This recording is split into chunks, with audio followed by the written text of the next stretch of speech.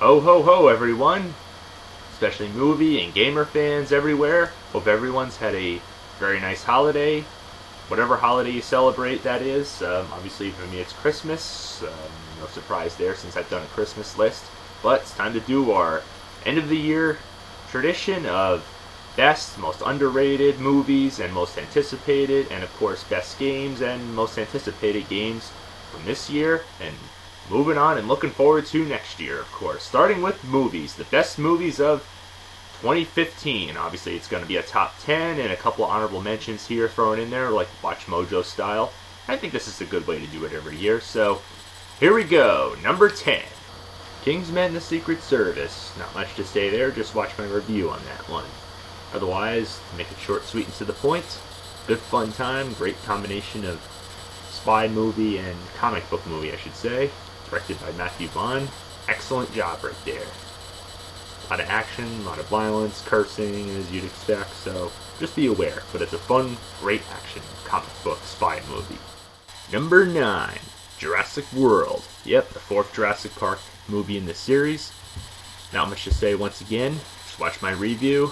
Keep it short, sweet, to the point once again. An improvement over 2 and 3, but not as groundbreaking as the first one. Not that I really expect it to be, but Chris Pratt is a lot of fun to watch. Dinos are a little CG-ish, a little predictable with the storyline, but it's a good time. You know, Dynamis Rex and all that stuff, and it was pretty cool to see in IMAX 3D. But once again, not as good as the first one. Number 8, Mockingjay Part 2. Not much to say there. Already reviewed this one just recently, actually, and I thought it was a very great conclusion, even though the movie did not, or last book I should say, did not need to be broken up into 2 parts, but this one was way better than Mockingjay Part 1 by far. Lots of action, great acting, and overall just fed my hunger for a great conclusion to this series. Number 7, Avengers Age of Ultron. Not much to say there once again. Marvel's done it again, and they're going to keep on doing it. Great get-together with all the familiar faces of Marvel Avengers universe assembling, and even some new ones here and there. Lots of action, a little bit darker than the first one, and maybe in some ways, maybe not as good as the first one, but hey, I think Marvel still got it. Number 6, Ant-Man. Yeah, another Marvel great, and I didn't even know it's Avengers related either, but yeah. If you see my review, I know I sound like a broken record. He may be small, but he's definitely made a big impact on the Marvel comic universe. So, great film, definitely check it out. Not much to say, just see my review, like I'll always say in pretty much most of the choices on this list. Number 5, Crimson Peak. Alright, I didn't talk about this one, but might as well get into a little bit of detail with this one. But it's great. It's, I thought it was going to be a straight-up horror film, you know, because it has ghosts in it. And yeah, it obviously has big-name actors, or actresses too, like Jessica Chastain, and of course Tom Hiddleston, who you all know plays Loki. And of course, they lure this one woman into their home, which is in Crimson Peak. And basically, yeah, you know, there's ghosts involved, and I shouldn't really give too much away, but it's a lot of gore, and it's a great, you know, mystery. It has its slow moments, but it's very well acted, and the story is very well done, you know, despite a couple of slow parts here and there. When it gets good, it's good, trust me. And it can be pretty bloody too as well, but it's very well worth watching. So, give it a watch. Not really too much to say, that's why it's on this list, this spot. Number 4, Mad Max Fury Road. Alright, even though I'm not really a die-hard fan of this franchise, and yes, this franchise has pretty much been on hiatus for God only knows how many years. I gotta say, when I heard that the same director of Happy Feet was directing this sequel, I was like, what? And the trailers didn't really help much either. It looked okay and a lot of CG involved in it, but man, the movie was just incredible. I mean, anybody can agree with me on this one. It was superb. Not much to give away here and there, but even though I didn't obviously review it, because, well, like I said, I'm not really die-hard with this franchise, but this one was definitely worth the wait, so it's definitely a road you want to take. Number 3, Disney and Pixar's Inside Out.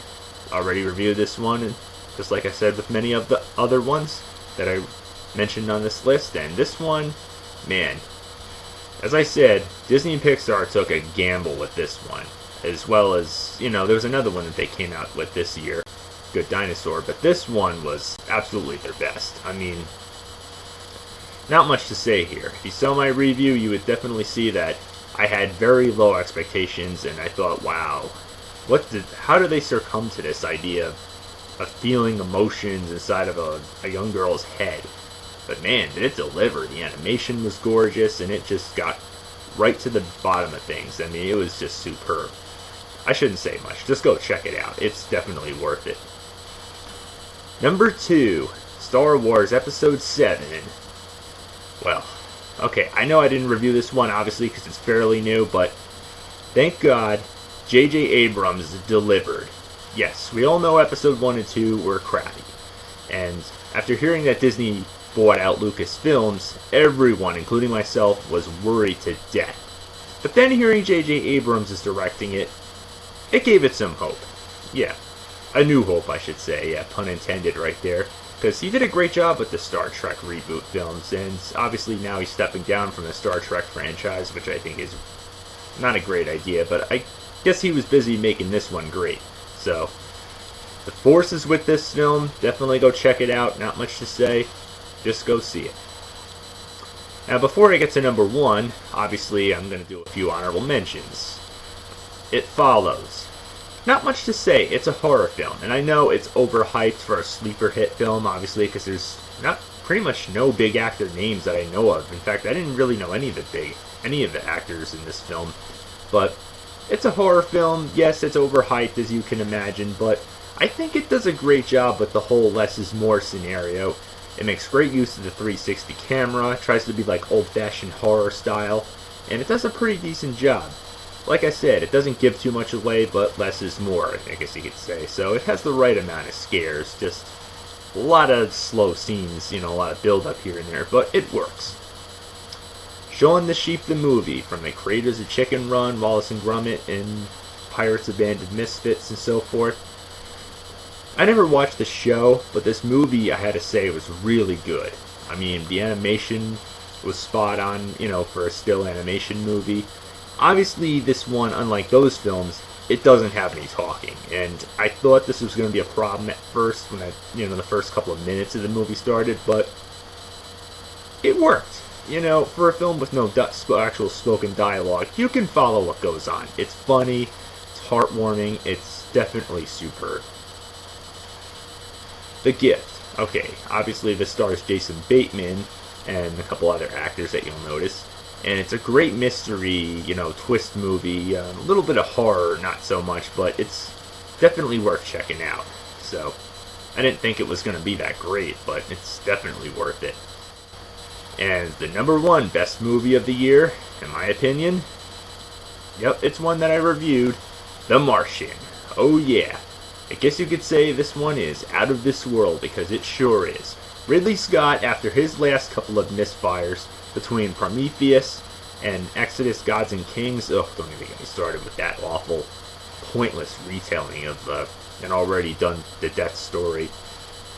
Thankfully, he delivers with this one. I mean, Matt Damon was phenomenal. Every actor in this movie was phenomenal. He was as cheerful as ever in being in a tough situation like this, based off the novel, which I really long to anticipate seeing into a movie adaptation, even though I didn't read the book.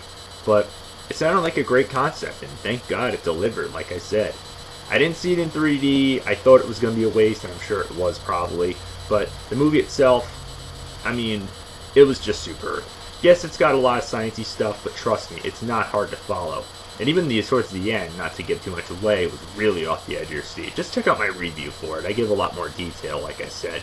But otherwise, The Martian is definitely worth it, and it should get a Golden Globe at least. I know it got nominated.